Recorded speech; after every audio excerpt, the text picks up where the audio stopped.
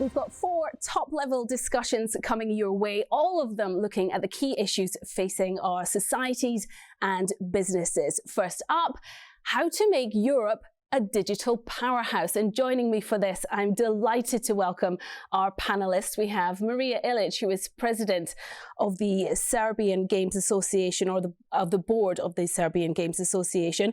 We also have Evelyn Metzen, who is director of government affairs and public policy for the DACH region at Google, and Magnus Tyreman is managing partner for McKinsey in Europe. Welcome to all of you. It's great to have you on board.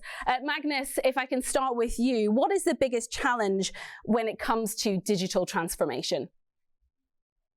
Well, first of all, maybe I can just agree with you on the importance of the topic of making Europe a digital powerhouse for at least 2 reasons. One is that it's central to the competitiveness of Europe. We're frankly falling behind a little bit compared to, in particular, the US and China on many dimensions of digitalization. And secondly, when you look at what's happening to jobs, almost all jobs are going to have a very meaningful component of digital technology in them. And if we don't give people the skills to handle that, we're going to have many people left behind and being less relevant in the job markets. So in my experience, and when I look across the companies that I work with in terms of digital transformations, I would say at least 4 things come to mind as either you can phrase them as challenges or success factors. Number 1 is to be incredibly clear of why you're doing this and to have a story that engages the whole company. And in my opinion, that story needs to be anchored in your customers and what you're trying to do for your customers. Number 2, really investing in data, the architecture and the platform for data, because if you don't do that up front, you're going to run into trouble later. Number 3, really moving at speed. There's a lot of talk about agility and sprints and things like that. It really matters. There's a saying by Mario Andretti, I think the old Formula 1 driver, which is, if everything feels under control, you're not going fast enough. And I think that actually it does apply to many of these things. But then the 4th one is by far the biggest. And if I think of all the situations I've been involved in and seen, the number 1 rate limiting factor is talent and capabilities. Because you constantly run into the fact that you don't have enough people who are driving the change. And you don't have the ability of the organization to adopt and adapt. And I think you need 2 things. You need a cadre of very, very deeply skilled, excellent people to be at the forefront. And then you need to upskill the entire organization over time. And that is a very, very big challenge. And when I hear you say, Magnus, adopt and adapt, and I think about what you said at the beginning about the United States and China really outstripping us when it comes to digital transformation, what these 2 countries have is the ability to take risk. And Marija, maybe if I can ask you about risk taking, obviously in being involved in the gaming industry, you must be very used to taking risks, and it's easy to say that you can take risks. But how easy is it to do it in practice? And do we do enough of that here in Europe? Yeah, thanks for that. Well, in general, not only in gaming industry, but in general, building a business actually takes both work and risks. So it goes hand in hand. And at first, when you start your own business, you simply aim to play safe and live through the first year. That's a known fact to all of us. But at least that's what you think, that you're playing safe, because at the time you don't get that there are various types of risks all the time. But some risks are more dangerous than others. So I think that the moment when you decide to call yourself a risk taker is when you actually realize that your safe comfort zone becomes boring and won't bring any new excitement or potential bigger ecosystem role for your company. So although you will never be able to completely eliminate business risk, actually proactively planning for it can help you minimizing it. And the key in helping you save money and time, as well as the reputation, is actually the awareness of potential risks. And once you accept it as your everyday reality, I think it is much easier to deal with it. For me, actually taking risks in business is completely normal. And if we try to put that into the perspective of Europe as a risk taker, I think that somehow my impression is actually that here in Europe, we are more reliant on our countries and societies to take care of ourselves, instead of taking the responsibility and risk on our own. So, and especially the risk of our potential failures.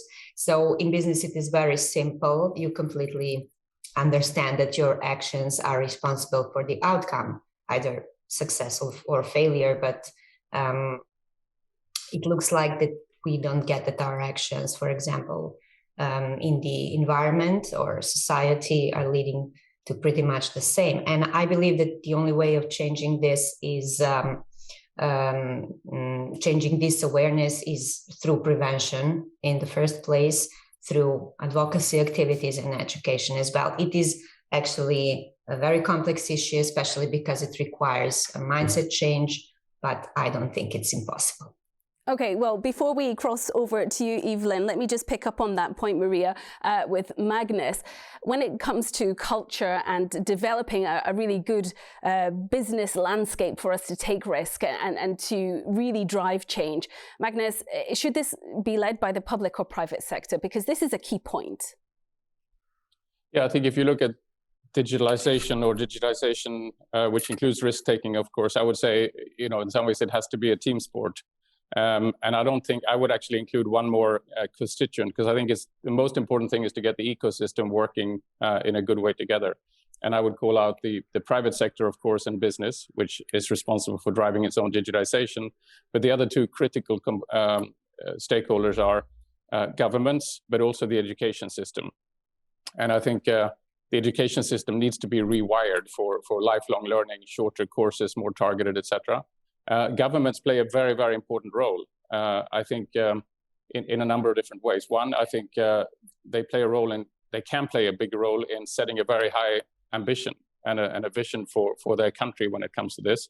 Secondly, I think they can create the right incentives and the right environment to promote risk-taking, to promote furthering your capabilities. And I think also they can play a big role in actually leading the way. There is a lot to do still in terms of digitizing our public sector and to lead by example on that. But no one holds the key to do this by themselves. I think it needs to. I think that the dialogue and the alignment of these three constituencies is the most important thing. Evelyn Metzen, we're thrilled to have you with us on this panel as well. And let's get your perspective from Google then. How can companies take a lead? Yeah, thank you. And thanks for the question. And I guess I'll be building on what Magnus said. There is actually a whole lot that the public sector itself can do to promote digital skills. And in fact, these days, this is top priority for all of us. For example, research by both Google and McKinsey shows that more than 90 million workers in Europe, Middle East, and Africa may need new skills for the jobs of the future. And for some, that will, of course, mean changing careers altogether. And workers are insecure about their future, fear this development. So we as companies have to show the opportunities and take the workers along by enabling this. At Google, we believe that technology must serve everyone, no matter their location, race, age, or education.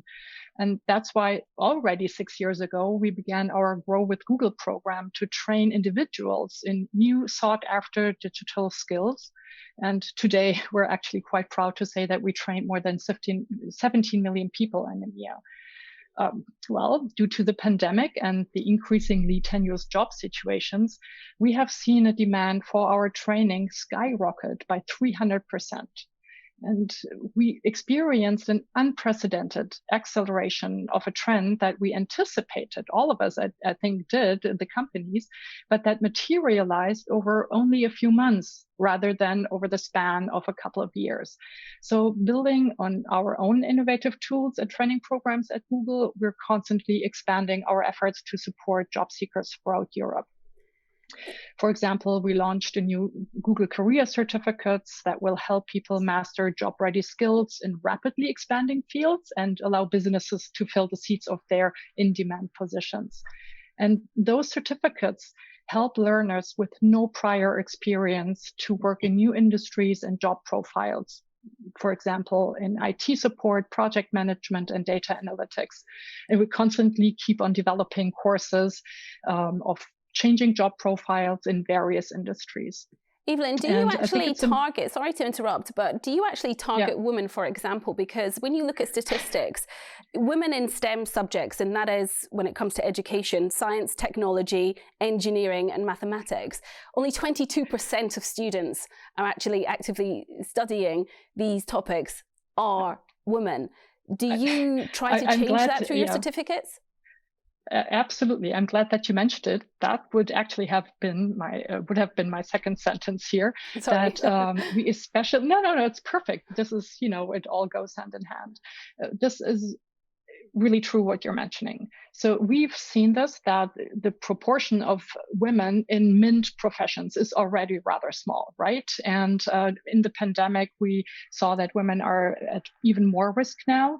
So we are targeting our programs especially to girls and women, and we have various programs already cooperating with schools, but we're now also going out into cities, working with mayors, etc., to especially make sure that women grow in those skills, in new technologies and digital skills, but also in the leadership to make them more secure in those job profiles.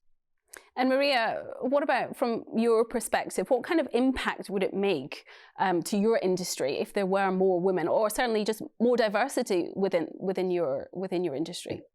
Yeah, thanks for asking, because there is actually the known fact that in gaming industry is around 24 or 25% of women only in totally in the world. I can proudly say that in Serbia, that number is a bit higher. It's around 1/3 of our Serbian gaming ecosystem actually are women. Basically how we did it is purely through advocacy and talking about it and employing more women and just encouraging them to enter the industry they thought they can't. In general, those 25% of women in gaming industry in the world is actually unusually low figure compared to the other creative and cultural sectors. And having this factor in mind, this also with a very low percentage of girls in the industry in general, you can imagine how low the percentage of women in leadership positions is. So it's almost non-existent, and this simply has to change, not purely because of this diversity or gender parity, but because we simply do make a difference in business itself. And there are many researches concluding that companies with greater gender diversity, both within their workforce or leadership positions, are significantly more profitable than those without. Also, we have different leadership styles comparing to men, etc., etc. So we bring simply different perspectives, skills, and experience into the workforce. How do we make these topics more inclusive, Magnus? What about other excluded groups? Because, when we talk about digitalisation and a transformation, you always think about youth and energy, but there are so many skills in older professionals as well. How do we involve everyone in this? Well, maybe first, just sort of linking back to the previous question, I think this is a huge deal. And I agree, Marija, with your comments. And we have been part of doing that research that shows that companies are more successful with more diversity. I recently went to Silicon Valley with a group of CEOs, and we visited a number of exciting startups. And we had picked startups that were relevant for these industries that they were in. But there was quite a broad range of industries represented, and we must have seen 70 people as part of these teams, and there were probably 2 or 3 women. If you look at VC funding in the US in the last few years, 85% of all VC funding went to all male founder teams. 2% went to all female founder teams, and 13 to mixed teams or something. And as most of these startups and new business buildings have significant technology components, we really are risking going backwards on the gender issue, which is a big issue. When it comes to your other point, this is frankly about just creating a more positive story around what's going on here.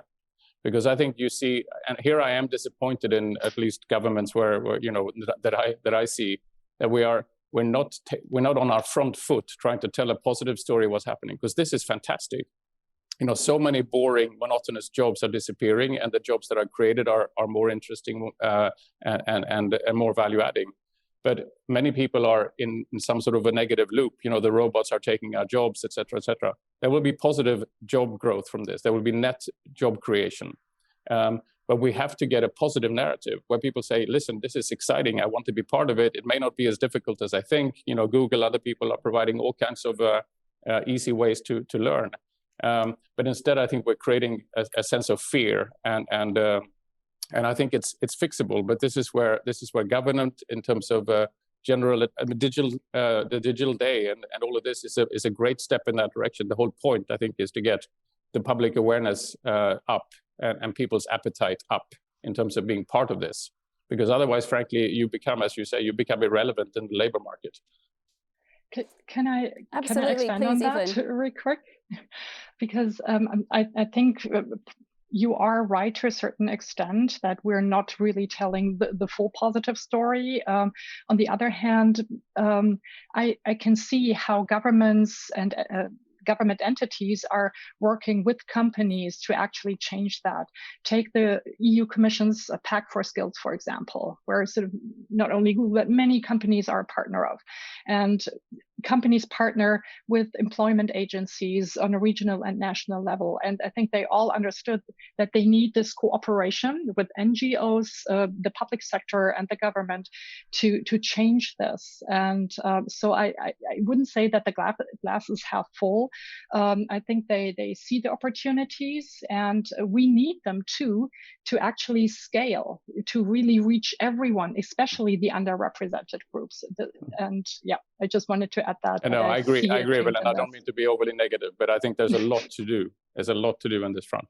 Well, let me put it to you then, Evelyn. What should we be doing to make Europe a digital powerhouse? And I think this also goes back, Magnus already alluded to it. It's really understand that we're in this together, that we need the government, the public sector, and the NGOs, and the workers or the individuals, and working together on this and forming alliances wherever we can to tell that story and to make sure that the opportunities are actually seen and that the access to the opportunities. I think that's really important.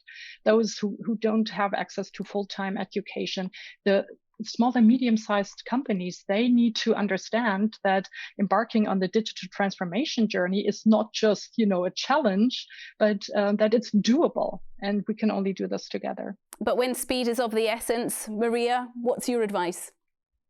Well, basically, I agree to most of the things that have been said. I would like just to add another angle, and it's I think that Magnus already explained it a bit, but I think that we should advocate for embracing technology to the real people, because I can see a lot of fear of technologies and new stuff. So I think it is important to add that angle too, to talk a lot about why technology is great and how it can help us in everyday life, and just to advise for embracing it.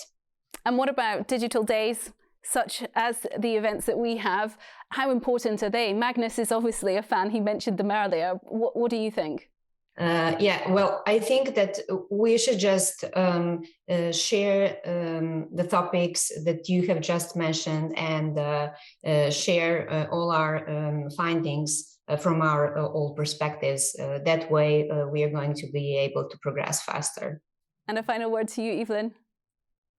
Yeah, I think it's a great way to spread the word, right? To tell that positive narrative and to make everyone understand that there are the opportunities, and that without technology, we can't get where we want. Not sort of when it comes to skills, not when it comes to sustainability, not when it comes to our economic progress. And I think this is the best forum to spread the word.